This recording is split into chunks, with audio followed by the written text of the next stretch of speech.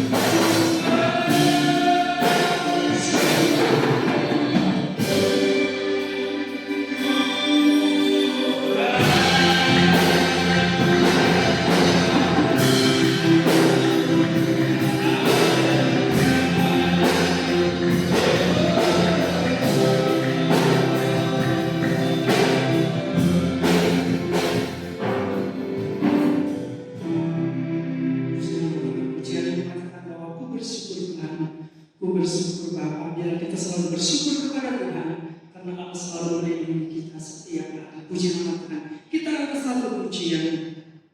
Segala puji syukur hanya bagi Tuhan. Haleluya.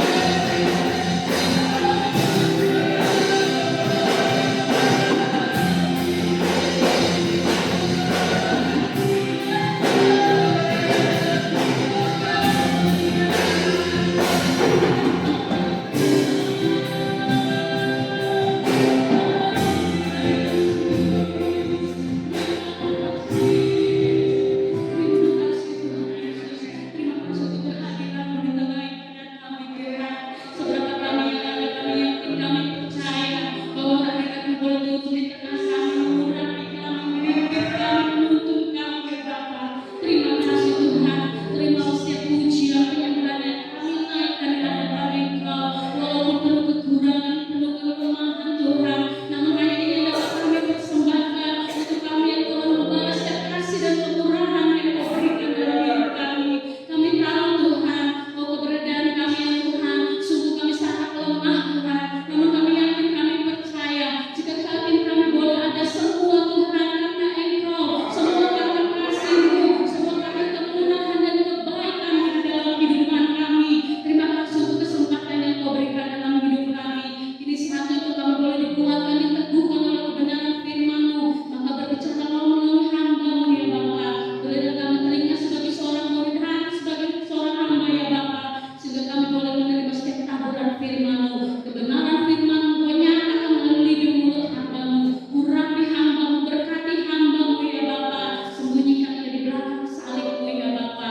Segala pekerjaan jahat kuasa iblis ini coba mengganggu konsentrasi kami saat kami mendengar firman-Mu, saat kami hancur patahkan di dalam nama Yesus. Kami siap menerima kebenaran firman-Mu dan kami sambut di dalam nama Yesus. Haleluya. Puji nama Tuhan, selamat pagi Bapak Ibu.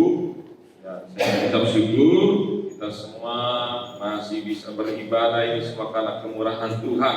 Hari ini saya akan membawakan tema yaitu mengalahkan musuh, karena akhir-akhir ini banyak sekali intimidasi dari iblis dan sangat kuat. Memang pada akhir zaman Tuhan mengatakan dunia ini semakin hari semakin jahat, tetapi kita anak Tuhan akan diluputkan. Amin.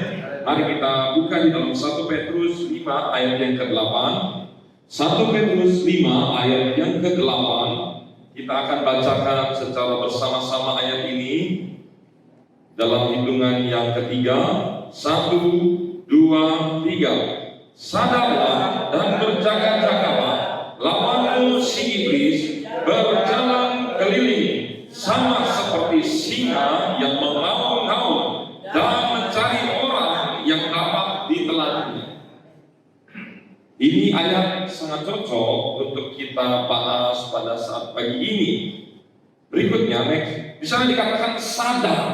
Sadarlah, dalam bahasa aslinya nepo, artinya kendalikanlah dirimu, karena banyak orang yang memang dia itu bukan berarti tertidur, tetapi dia seringkali lupa diri, seringkali tidak bisa mengendalikan dirinya, seringkali tidak bisa menguasai dirinya. Ya, saya mau katakan janganlah kita terlalu mabuk. Memang betul kita di akhir zaman semakin sulit untuk mencari sesuap nasi, tetapi jangan terlalu mabuk dengan pekerjaan, jangan terlalu mabuk dengan harta dan jabatan, tetapi biarlah kita mempunyai porsi yang seimbang antara kebutuhan jasmani dan kebutuhan rohani, itu sama-sama berjalan. Ya. Memang kita hidup di dunia, kita harus bekerja, tetapi kita juga perlu mencari Tuhan, karena di dunia adalah sementara. Berikutnya, bisa dikatakan sadarlah dan berjaga-jagalah, sampai 2 kali. Suruh sadar, suruh berjaga-jaga, berarti ini poin yang sangat penting. Berjaga-jaga itu artinya bersiap sedia. Jadi begini, kalau tentara di medan pertempuran itu tidak pernah melepaskan bajunya. Paling-paling mereka hanya melepaskan senjata pun mereka masih ada dipegang di tangan, dan paling helm itu taruh. Jadi begitu ada musuh datang, langsung pakai. Bajunya komplit, biarpun berat senjata. Bahkan saya pernah lihat video itu tentara sedang dites, lagi tidur ada di sini. 3 detik aja, bangun, musuh, langsung tembak bisa. Ini yang dinamakan berjaga-jaga, berawas-awas, berhati-hati. Karena kita tidak boleh lengah. Sekali lagi, tidak boleh lengah. Karena apa? Berikutnya, lawanmu iblis. Next. Kenapa saya mau katakan lawanmu iblis ini penting saya bahas? Saya mau tekankan banyak orang yang terkecoh akhir zaman ini. Yang dijadikan lawan adalah manusia, tetangganya. Yang menjadi lawan adalah mertuanya. Yang dijadikan lawan adalah suaminya. Yang dijadikan lawan istrinya. Ya. Yang dijadikan lawan adalah orang tua. Tidak. Kita tidak melawan mereka kita melawan iblis. Jadi itu bukan musuh. Ya. Next berikutnya. Di sini dikatakan berjalan keliling, sama seperti singa yang mengaum-ngaum, bisa tolong disetting, dan mencari orang yang dapat ditelannya. Kita lihat ini, singa itu dikatakan mengaum-ngaum, ya, mengaum-ngaum, mencari orang yang dapat ditelannya. Singa itu terkenal dengan aumannya, dengan badannya yang besar. Memang dia tidak paling besar, masih ada binatang lain, gajah yang lebih besar daripada dirinya. Tetapi aumannya itu sampai berkilo-kilometer, itu masih bisa terdengar. Tetapi perhatikan, ada kata yang dapat ditelan. Saya mau tanya, sejak kapan singa menelan? Enggak langsung ditelan. Kalau ular iya mungkin suka masukin dulu, ya. Tetapi dia harusnya kan menggigit, ya, dengan giginya itu dan dengan cakarnya. Itu dua kekuatan singa. Tetapi di sini dikatakan ditelan. Artinya apa?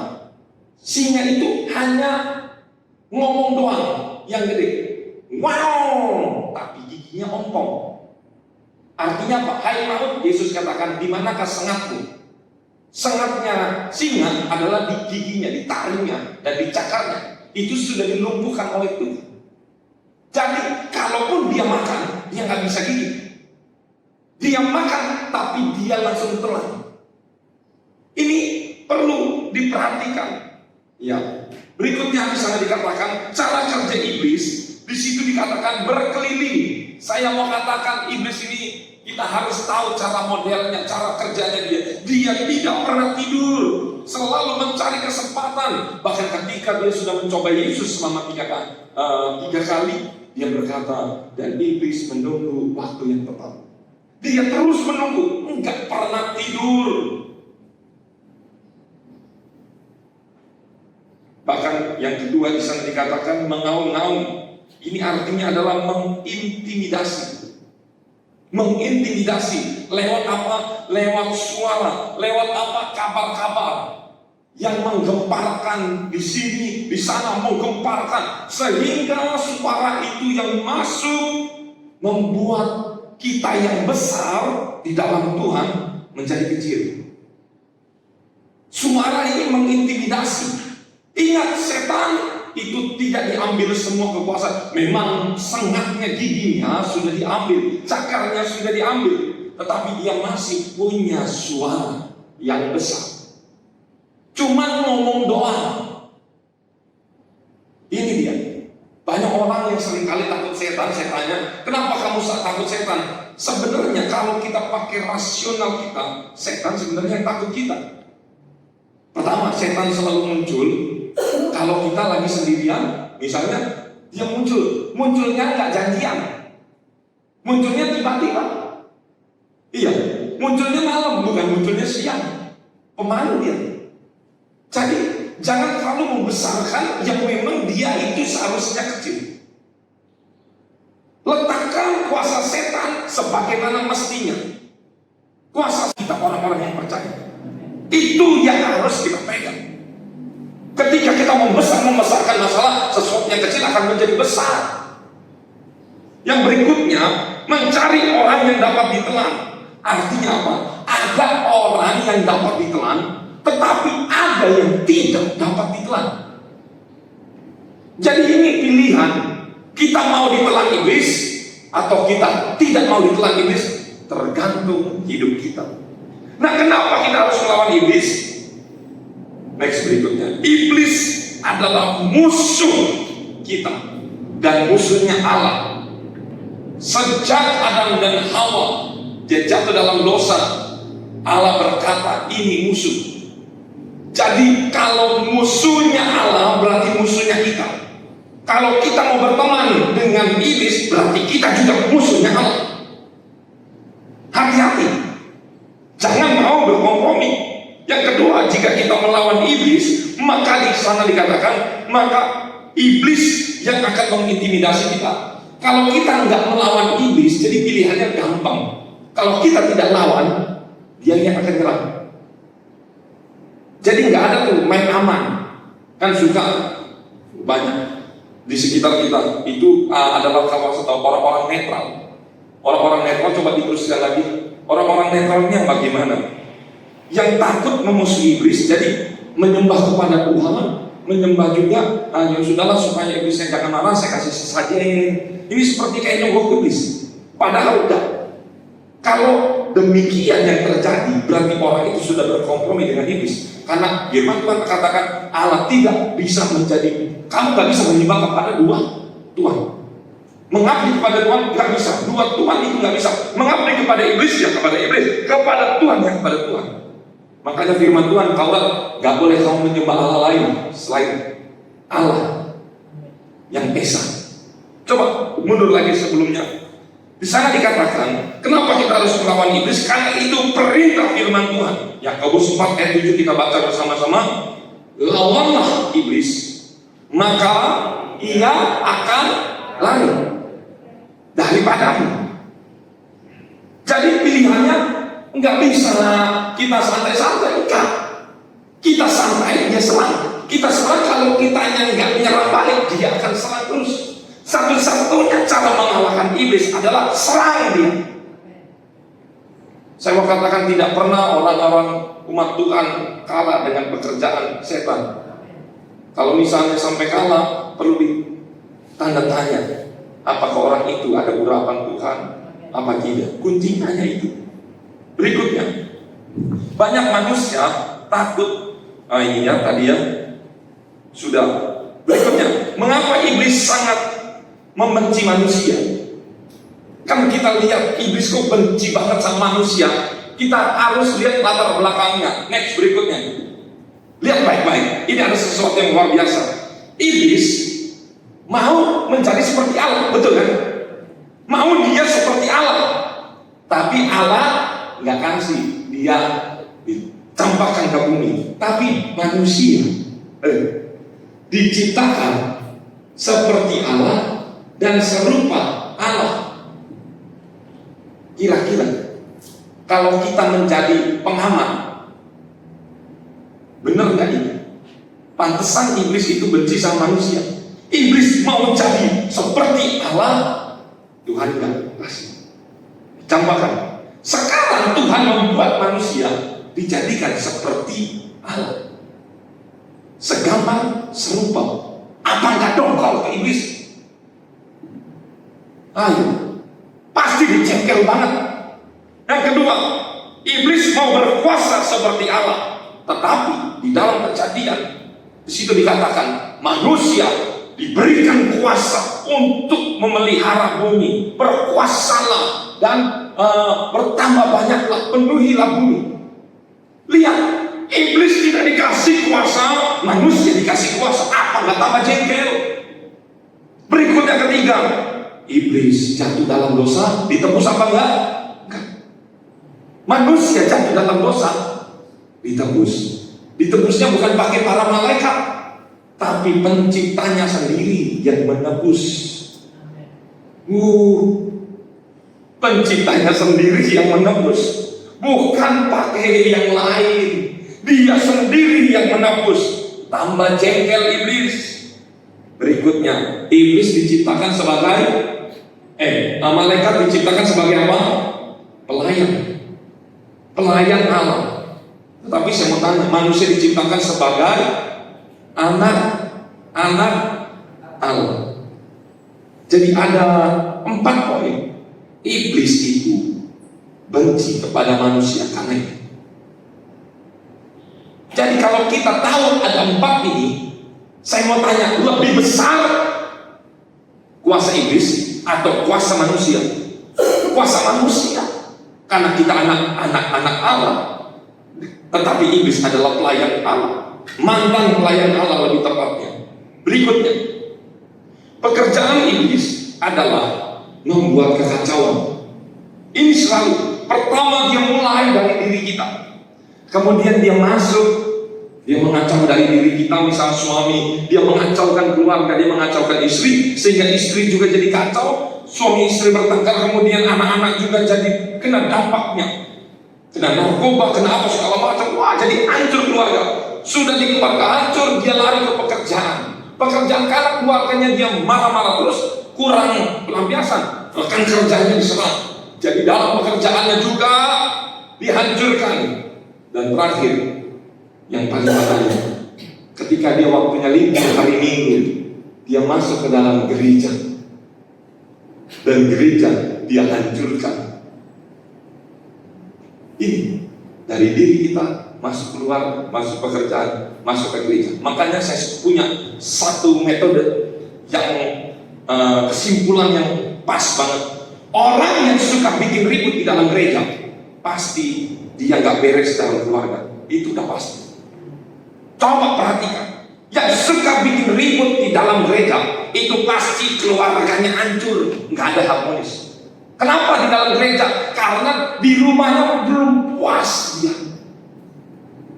Tetapi orang yang beres dengan dirinya sendiri, keluarganya harmonis, pasti efek dampaknya ke gereja juga harmonis. Makanya ini pilihan. Banyak orang ke gereja, tetapi dengan banyak sekali motivasi. Hati-hati. Berikutnya, bagaimana caranya melawan iblis? 1 Petrus 5 ayat 9 di sana dikatakan tentang, kita baca 1, 2, 3. Lawanlah dia dengan iman yang teguh. Iman yang teguh itu adalah iman yang tidak ada keraguan sedikit pun. Aduh, saya ini kok masih pelayan, saya ini masih jemaat biasa, masa saya bisa lawan iblis? Saya katakan ini bukan ayat untuk pendeta, bukan ayat untuk hamba-hamba Tuhan, tetapi untuk semua orang percaya. Lawanlah dia dengan iman yang teguh. Dalam bahasa lain, dengan keras. Jadi kalau mengusir setan, kalau kita berdoa, kenapa kok pas berhubungan dengan mengusir iblis, nadanya naik? Ya, di dalam nama Yesus, kalau iblis tidak pergi, yang pergi. Nah, kalau begini mah nggak keras namanya. Lawan iblis, ingat, waktu Yesus menghardik iblis, apakah model seperti ini? Enggak. Dia hardik iblis, menghardik itu dengan kata-kata yang keras keluar, seperti mengusir orang. Jadi kalau kita berurusan dengan iblis, jangan setengah-setengah. Powerful, kamu keluar. Tidak ada kata-kata kompromi lagi. Teguh dan padat, tanpa celah. Saya menjelaskan di sini. Harusnya tanpa celah itu apa? Tanpa celah itu orang yang bisa mengusir iblis adalah tanpa celah hidupnya selalu dalam kekudusan. Orang berdosa mengusir iblis sama dengan anak-anak sekewa. Dia mau usir iblis, anak-anak sekewa malah dia diperkosa. Itu bedanya. Iblis keluar dalam nama Yesus, karena diperkosa. Dia diperkosa sama orang kerasukan setan. Anak-anak sekewa itu ada banyak. Bayangkan, nama-namanya sama nama Yesus, tapi yang perbedaannya hidup kudus apa tidak, hidup di dalam Yesus atau tidak. Tapi saya yakin kita semua di sini adalah sudah hidup dikuduskan oleh Tuhan. Gak ada di sini yang kudus, saya juga gak kudus. Tetapi ketika kita mengaku Tuhan, saya punya salah, saya punya dosa, Tuhan tolong ampuni dosa saya, kuduskan saya. Maka hari ini saya dan Bapak Ibu kudus bukan karena kita pantas udah hidup kudus, karena kasih karunia Tuhan. Amin. Berikutnya tadi ya, hidup kudus ya, jangan berkompromi, berteman. Berikutnya ketiga, jangan memberi kesempatan. Efesus 4 ayat 27. Dan janganlah beri kesempatan kepada iblis. Ingat Daud, dia harusnya penuh dengan kemenangan. Cuma cacatnya Daud satu aja. Ketika ini beri kesempatan, dia sudah masuk dalam zona nyaman, dia lagi duduk-duduk di suatu rumah, disitulah dia jatuh. Artinya apa? Sekali kita hidup dalam peperangan, hiduplah terus seperti itu. Harusnya di cerita Daud itu, pada waktu itu biasanya para raja berperang. Apa yang menjadi kebiasaan kita? Misalnya kita biasa berperang, arti perang itu apa? Berdoa, kita rajin beribadah, kita bergumul dengan Tuhan. Biasanya begitu. Daud sudah kendal berdoanya. Maka jatuh. Ingat, setan tidak pernah tidur. Kita sedikit-sedikit nggak ada di sini, nggak ada di sini, nggak ada yang ngaku. Ya, berikutnya, tunduk kepada Allah. Yakobus 4:7 di sana dikatakan, karena itu tunduklah kepada Allah dan lawanlah iblis, maka ia lari daripadamu. Tunduk kepada Allah itu maksudnya apa? Dengan rendah hati kita serahkan diri kita kepada Allah. Tunduk. Apa kata firman Tuhan? Next, berikutnya, lawan iblis ini adalah kata aktif, bukan bertahan, bukan defend, tetapi aktif, menentang, mengadakan perlawanan. Bukan hanya bertahan aja, tapi kita benar-benar kita mau serang iblis. Maka di sana dikatakan ketika kita melawan iblis, maka next, dia akan lari padamu. Karena apa? Saya mau kasih tahu ayat terakhir. Sebab, kita baca sama-sama 1, 2, 3. Sebab roh yang ada di dalam kamu lebih besar daripada roh yang ada di dalam dunia ini. Di dalam dunia ini sudah diserahkan kepada iblis, tetapi kita yang ada di dalam dunia ini tetap kuasa kita lebih besar. Amin. Oleh karena itu, saya mau katakan, jangan pernah mau berkompromi dengan iblis. Jangan lengah, berjaga-jagalah dan berdoalah supaya kamu tidak jatuh di dalam pencobaan. Mari kita masuk di dalam penyembahan.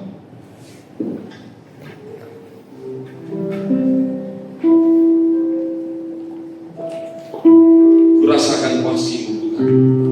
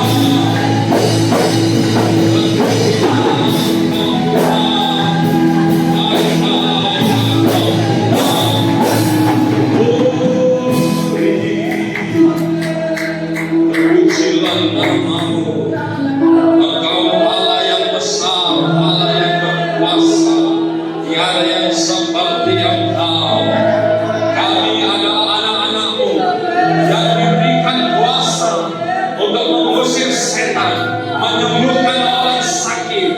Kami yakin, kami percaya ketika Engkau ada di pihak kami, maka tiada satupun lawan kami. Di dalam nama Yesus, kami mengusir setiap segala intimidasi iblis. Di dalam nama Yesus, setiap pekerjaan iblis kami patahkan, kami hancurkan di dalam nama Yesus. Kami tahu banyak kabar sini sana menggemparkan, tetapi kami punya Allah yang besar. Mungkin kami punya masalah yang besar, tetapi bagi Yesus tidak ada yang mustahil, karena Yesus lebih besar dari masalah kami. Yesus lebih besar dari penyakit kami. Kami yakin, kami percaya ketika hidup kami di dalam Engkau dan Engkau di dalam kami, maka tidak ada satupun yang mustahil bagi orang percaya. Terima kasih Tuhan, Engkau begitu baik bagi kami.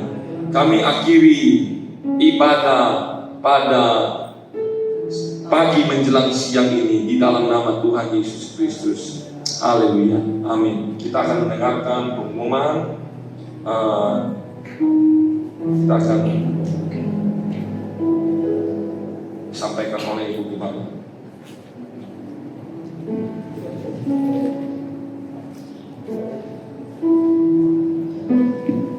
Puji Tuhan, luar biasa.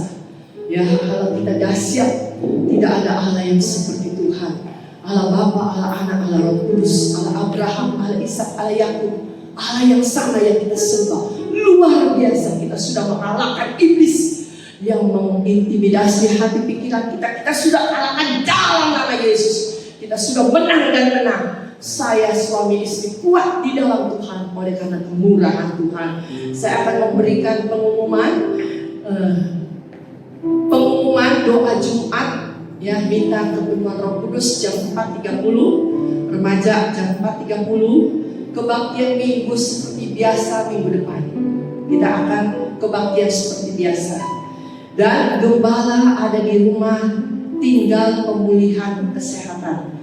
Ya, kami Ibu Rohani, Gembala, Ibu Margaret, Bapak Jana, Bapak Jerry dites antigen negatif. Puji Tuhan, ya, luar biasa Tuhan. Bapak Sugiono kepleset dan 1 minggu tidak dapat berjalan, dibawa ke ruang ICU cuma sehari semalam, dan kemudian Tuhan itu baik memanggil. Kalau dia sehat, dia tidak dapat berbuat apa-apa di tempat tidur, menyusahkan keduanya, ya, Bapak Sugiono keluarganya. Tetapi luar biasa, contoh yang baik. Bapak Sugiono lagi iman 100%.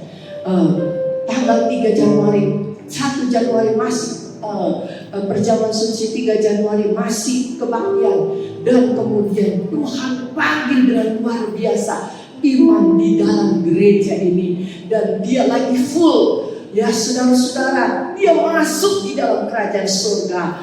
Dia dijemput seperti Lazarus, dijemput malaikat Tuhan dengan luar biasa. Dikubur di San Diego naik, yaitu Sentosa, karena ada kuburan keluarga besar di sana. Tuhan memberkati. Dikuatkan Bapak Ibu Sugiono sekarang sehat dan anak-anaknya bersukacita karena Tuhan itu baik dan terlalu baik, tidak menyusahkan Bapak Sugiono, tidak menyusahkan Ibu Sugiono, ya. Tuhan sudah memanggil yang terbaik.